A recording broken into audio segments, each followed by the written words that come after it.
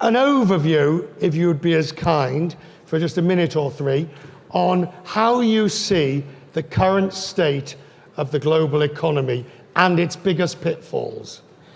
Okay. Let me just take two topics here. One is global trade, globalization. And there, when I try to tell that story, I think it's useful to talk in terms of 3 years, how our perceptions changed and then changed again. So think about the way the world looked in 2015, which is pre-Trump, pre-Brexit. At that point, we thought we knew where we were. We thought that we had globalization, while certainly controversial, certainly the stresses were appearing, globalization appeared to be here to stay. We thought we kind of knew what the ground rules were. We had the Obama administration was trying to negotiate TPP. Europe was trying to negotiate TTIP. We thought we were still in the era of multilateral agreements. Maybe some of the momentum was lost. Maybe there's more controversy, but we thought we knew where we were. And we also, of course, thought that we finally more or less emerged from the financial crisis. 2017, so leap forward 2 years, we thought, my God, it's all falling apart. We have a huge populist backlash against all of this. We had Trump, we had Brexit, we had populist movements rising. Maybe we're headed into a world of trade war, and everything is, it's all going to fracture the way that it did in the interwar period between World War I and World War II. Move up to where we are now, and it looks as if, although the concerns we had were real, and it's certainly true that people like me, although not at all Pollyanna-ish about globalization, probably understated the downsides, understated the difficulties. It's also looking like the fear, that it's all going to fall apart was exaggerated. We have one flashpoint, which is U.S.-China. But that is, first of all, it's not clear. I mean, my bet is that it's going to end up with with something that is flashy but not all that big a deal. But nobody knows for sure. But it is really a fairly narrow gauge, and NAFTA has essentially survived intact. And just last thing to say is, it's turned out that the backlash against globalization has much shallower roots than we thought. If we look at, both in the US and in Europe, surveys of public opinion, there are a lot of things that people hate. They hate immigration, some of them, even that's uncertain. But it turns out that opinions on trade are not very strong, and they're not very stable. That people, if Trump, for a little while, people became very anti-trade in the United States because Trump said trade is bad. And then they changed their mind again, and public opinion has swung way back. So that maybe globalization is a lot more durable than we thought. Now, second question, so I'm sorry, this is a long thing, but global economy. Again, let's stay with trade. Let's stay with trade. Let's stay with trade, and we'll come to the global economy at the end. All right, but would you agree that the globalization the populism was a way of saying that people weren't happy at the interpretation of globalization and its effects? I think the way to put it is that people were not happy with stagnation of wages. People were not happy with displacement. People felt, in many cases rightly, that they were not sharing that this glorious global world, but it wasn't for them. But the association of all that with international trade. But they felt they'd been left out. They felt they'd been left out. They felt they'd been shortchanged. Yes. And in fact, I would say they had been. So. They had been, in fact. But the question was whether, what do they want as the solution? And do they want tariffs? And the answer is, it turns out that's much less clear. Not that the general public, in fact, does not have strong views on trade policy. It has strong views on feeling left behind, but tariffs are not necessarily what they want. And in fact, the the sort of limited, the skirmishing of a trade war that we've seen so far has in fact annoyed more people than it has rewarded. First of all, is President Trump right when he rails against China and the way it has cheated on trade rules and laws in the WTO? As is fairly often the case with Trump, there is some grain of truth which is wrapped in a large ball of falsehood. So China is a bad actor. China has not, in fact, adhered to the spirit and probably not the letter of its WTO commitments. It's certainly really bad on intellectual property. Is this a major source of problems for the U.S.? The answer is no. So should China be a better citizen in the world economy? Yes. On intellectual property in particular, but that's actually the last thing that Trump cares about, or certainly that his supporters care about. It's a serious bad player. But no, but the idea that this is a front-rank issue for the United States is all wrong. Right, but then when you end up, and it's useful for people here to understand, when you end up with the president saying, but look at our trade deficit. Right. Look, I mean, we've got a $200 billion or whatever it might be deficit. This, by definition, cannot be good if we have deficits in trade with every country in the world, effectively. This is where, so I have economist colleagues who try to make a case for Trump not being as bad as he seems to be. And they all claim that it's not really about the bilateral trade deficits, but it's clear that from his point of view it is. But what's wrong with bilateral trade deficits? Nothing's wrong with bilateral trade deficits. It's perfectly okay for them to be, you don't expect trade to be balanced one by one or even in aggregate, because the flip side of a trade deficit is a capital account surplus. The fact of the matter is the world is investing in America. And if the only way that can happen is if you have trade deficits as the other side of it. So no, that's the wrong issue.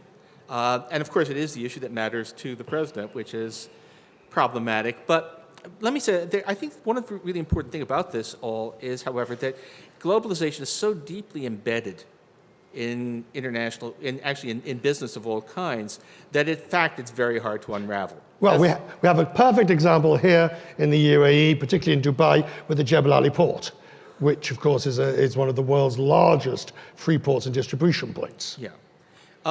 Well, the point being that if you say, all right, I'm going to shut off the flow of foreign goods, it turns out, actually, the real case in point for the U.S., the one that's easy to say, NAFTA. Trump railed against NAFTA, the worst agreement in history and all of that, and in the end produced an agreement that is virtually the same as what we had before. It's NAFTA with a few irritants added to it. And the reason is that U.S. business is so deeply committed to a North American production platform, which is deeply integrated across borders, that it would destroy hundreds of billions of dollars of corporate assets to actually break up NAFTA in any significant way. And that's pretty much how the whole thing works now. Modern trade with these complex value chains is actually, it's much more robust politically than trade used to be, because the immediate harm that's done to business by protectionism is much more obvious. It may be more robust, but the risk is greater if somebody does try to screw around with it. So it's less robust to protectionism. Right. Actual protectionism, serious protectionism, would do more damage in the 21st century than it did at the beginning of the 20th century. But in a way, precisely because of that, the political resistance to that kind of trade war is much greater than it used to be. So let's just take the US policy. USMCA right. pulls out of TPP, which is then put together by the remaining however many countries minus one, has difficulty with its EU trade negotiations. What do you understand to be the US trade policy? Well, okay. We have one man, President of the United States, who is anti-trade. He wants fair trade, not free trade. Well, yes, he wants something. He thinks that it's a zero-sum game. he has very little. There's really just him and a couple of officials he's appointed who are in that camp, and has very little support even in the U.S. Congress, in the general public. What he's managed to do is he's managed to impose a limited set of tariffs, but they're with a lot of political backlash to them. TPP, which was really more of an intellectual property and dispute settlement proposal than a trade proposal, the United States has pulled out of that, but that was always a dubious prospect anyway. So the forward motion on globalization has stopped, but it was slowing anyway. And the actual back step is much smaller than I think people feared 2 years ago. What is the rationale for that? But why do you say that? Because you still have populist, anti-globalization movements, elections, and results? Because, well, first we look at the actual policies, which when all is said and done, are not very large quantitatively, and they're not building. They're, instead of having people, take the steel tariffs. The steel tariffs have not turned out to be a prototype for a broad extension of tariffs across U.S. policy.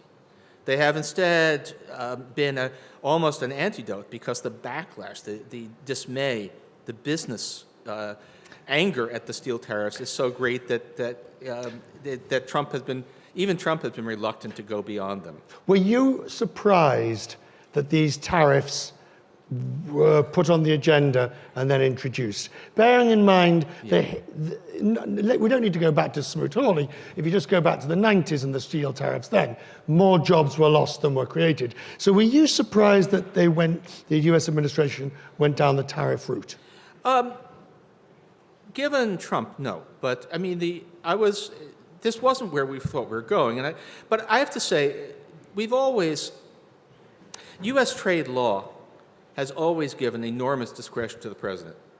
And it's always been an understanding that you don't abuse that, don't abuse those powers, don't use national security to justify things that clearly have nothing to do with national security.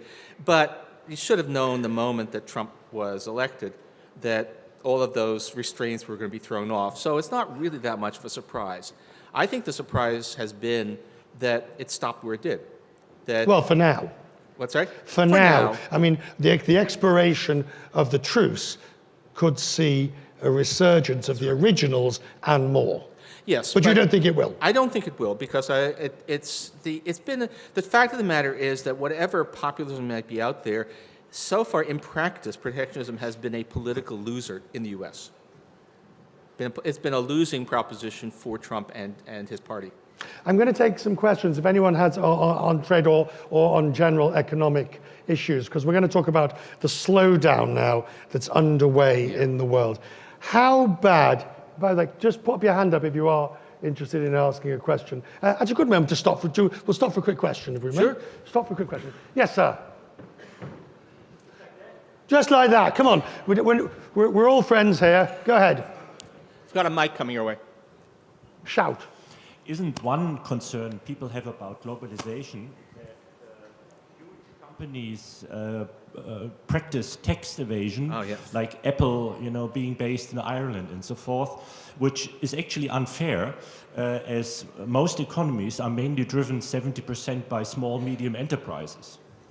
Tax evasion, yeah. Tax avoidance and tax evasion, important distinction between the two. I mean, economic effects are similar, but whether you can get sent to jail depends on the difference between those two words. But tax avoidance of one, legal or not, it's a really big thing. It's a probably multi-trillion-dollar issue. It distorts the numbers you see on the global economy are, particularly for some smaller economies, are not what's really happening, because corporations are shifting their profits to tax havens. It's a lot of, it's a big deal. It's an important part of what goes, of the concentration of wealth, if you like, the underlying causes of populism. Is it your feeling that following the G20 in London, and the various measures, any real improvement is being made? Oh, we've had a little bit We've had a little bit of a crackdown on some of the most egregious tax havens, but considering how clear it is how big this is, the response has so far been pretty underwhelming. So, slowdown going on in the economy, in the global, well, first of all, the US, the EU, where we'll take these as the major. Do you foresee recession? You would ask me that, wouldn't you? I think that, we won't hold you to it. Right. Well, but and by the way, my track record on this is bad, as is everybody's. For that, no one is good at calling these turning points. Let me put it this way: I think that there's a quite good chance that we'll have a recession late this year, next year. Not out of any one thing, although a few things do seem to be coming to a head. There seem to be, but on the one hand, the things that have been driving growth, the U.S. tax cut was not a very effective stimulus, but it was a stimulus. But that's all in the past now.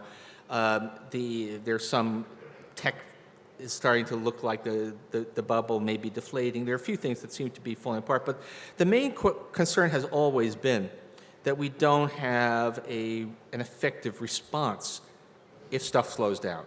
And where you can see that, where the place that looks really quite close to recession right now is the euro area. And it's not that there's some one big thing going wrong in Europe. There are a bunch of smaller things going wrong. But the big problem with the euro area is interest rates are negative. There's there's nothing Draghi can do to offset the slowdown. Fiscal policy, there's plenty of fiscal space in Germany, but the Germans are German, and so they won't use it.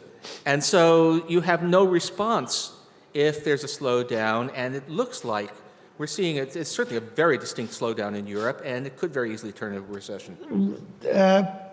Policymakers have always said that they still have room and policies they can implement in the event of recession. They even said that when interest rates were at zero, the height of the recession. You don't buy this? Yeah, I mean, think for a moment about the incentives for a central banker. You are Mario Draghi or Jay Powell, and suppose the economy is looking weak. Do you give a speech and say, I have to admit that the economy weakens, basically there's nothing I can do. And quantitative easing really didn't work. And then, no, I don't really have any effect. If you say that, you create an enormous panic in the markets within 30 seconds. So by definition, almost, central bankers have to claim that they have the tools even when they know perfectly well that they don't. And fiscal policy, we do have the tools, but we, I think, have a demonstrated inability, unwillingness to use them. So no, I mean, the fiscal tools are definitely available, but who's supposed to be doing this fiscal response? Think about the people, think about the countries involved, and you just don't see it. Was quantitative easing a success? Did it work? Okay, I'm in the skeptic camp. I think that quantitative easing was minimally effective, possibly not effective at all. Wow. And sorry? That was a wow. Well, no, I mean, I don't think it did any harm, but if you look for any clear evidence that there was anything, it's when QE was announced, when there were changes in it, the markets did move, but how much of that was just influencing people's belief about conventional monetary policy? And the answer is probably most of it. And if we actually look, let's put it this way, you have to work so hard to find evidence that QE actually mattered that I think you got to say, if you're working that hard, it didn't really. So the Fed, the BOE, ECB have loaded up their balance sheet for decades ahead, and you're saying to minimal effect. Yeah, but they did it for a reason, which was it might do something. They thought it might do something, and there was, I think it's Mohammed El-Arian says, it's the only game in town. Since the fiscal authorities were completely moribund, that was what was available.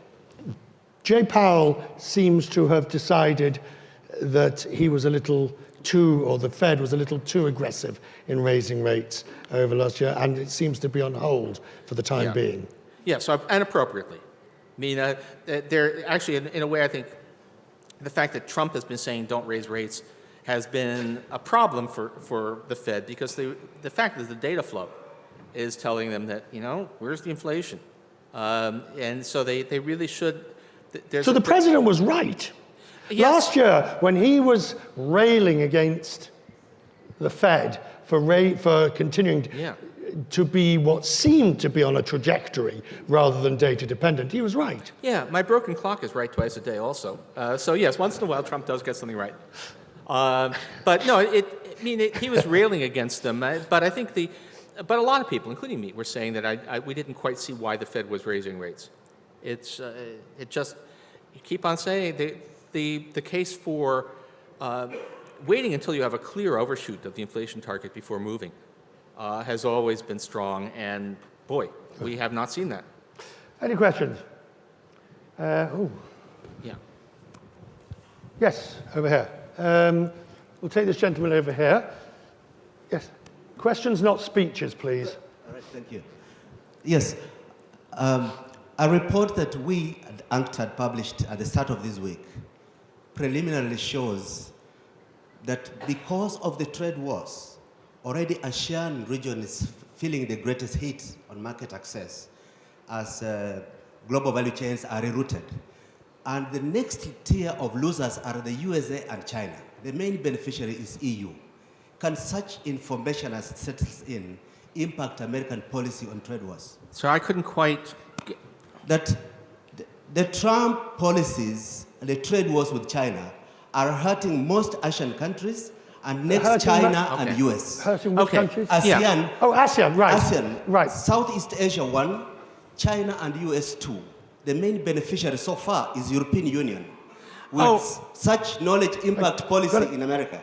Yeah, I think there is a case, to the extent that the US is in a trade spat with China, then the European Union, which is not, there's a kind of there's trade diversion, to use the technical term, from the, and so other countries that are like the US, but are not the US, are going to benefit, and that means the European Union.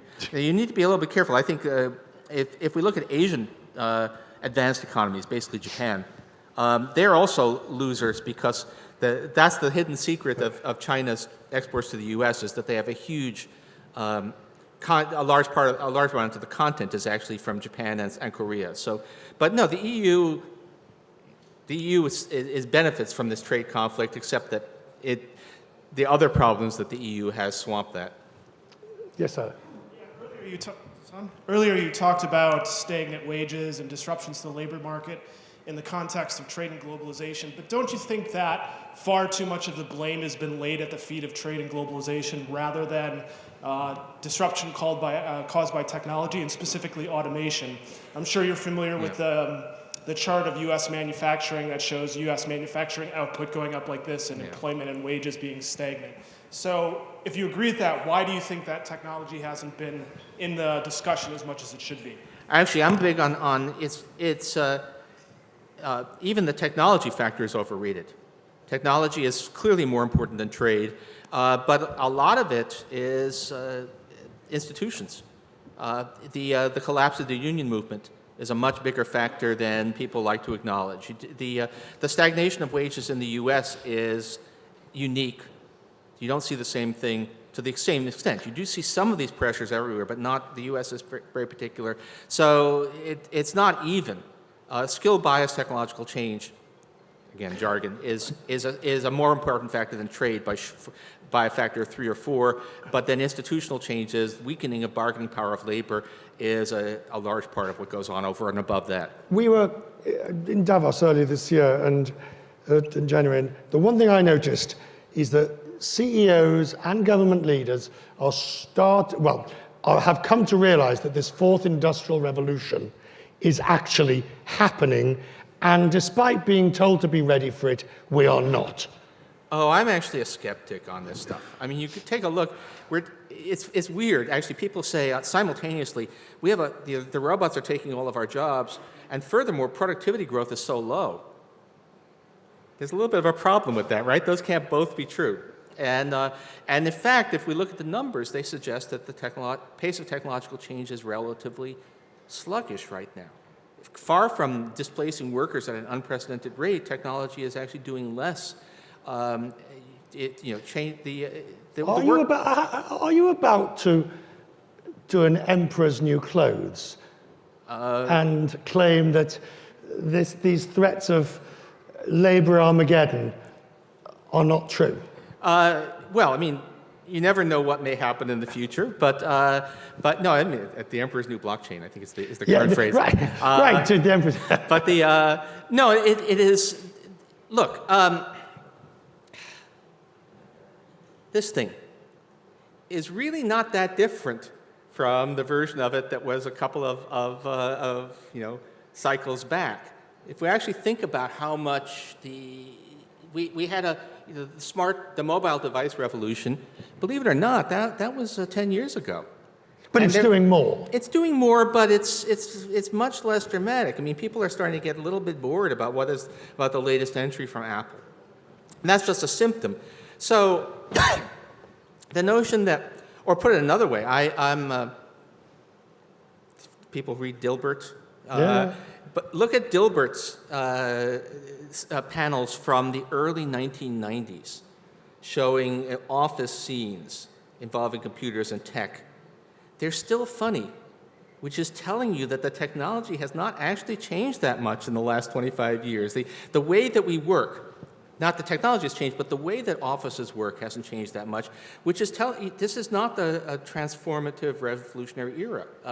We hype it endlessly, but the actual change in how we work is not as great as advertised. You're against the grain on this, aren't you? Oh yeah, but you really, again, you want to think a little bit about incentives. Technology leaders are not going to go speeches about how look at what we're doing right now. It's only a marginal improvement on what we were doing 2 years ago. We are just about out of time. If there is one economic message that you think people should take away, in the sense, one warning, one clarion call, one thought. Oh, my biggest thing is always, we don't know what's going to happen, but we don't seem to have any reserves. We don't have a safety net. If something goes wrong, we don't have the policy tools available. The policy makers, on average, looking at the major economies, are not people. You would especially, I guess I won't, get myself in deeper, but just think about who. Suppose that we had a 2008 style crisis, and try to picture the current people, the current finance ministers, the current. The amount of global cooperation that was required to avert the Great Depression in 2008, are these people going to... So what worries me is not that... You're being very delicate here. Yes, right. So, yeah, but we are... It's not that... I don't see the iceberg out there, but if we do hit one, we know for sure that this liner is definitely not unsinkable. Right. Okay. On that note, we're out of time. Thank you. Lifeboats! To the lifeboats! Excellent.